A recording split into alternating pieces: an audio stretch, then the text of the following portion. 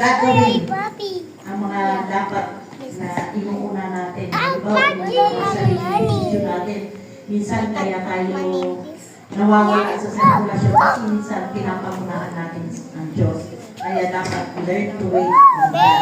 Ano yung mga isipin? May dalawang konsepto na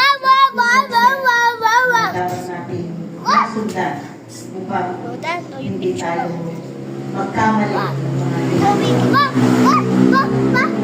una, waiting upon the Lord.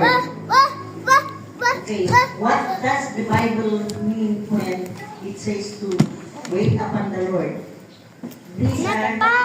There are two concepts involved in. Number one, yung unang-una, waiting upon the Lord.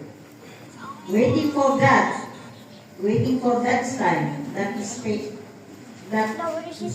no major action.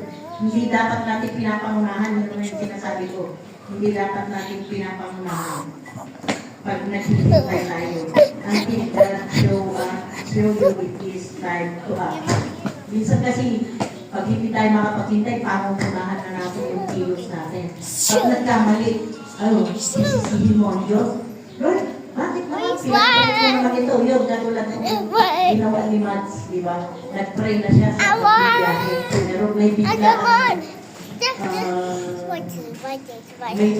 silang pinuntahan na hindi na isama sa panalangin. So, nag-pray na lang siya kay Lord na iingatan sila.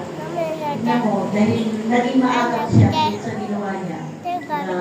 Siyempre, alam niya ang Diyos yung titilo.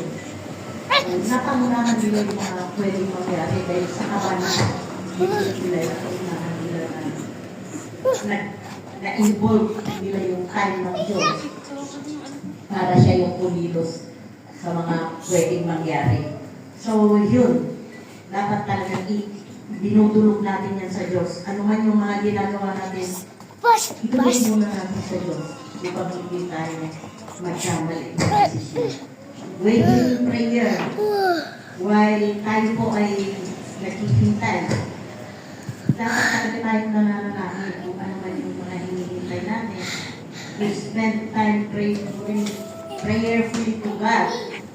Presence in devotionally and exercise sometimes involve fasting as well as prayer. Minsan, yun, yung sinasabi natin, pwede naman natin habang naghihintay tayo ng desisyon ng Diyos, pwede tayong mag-fast.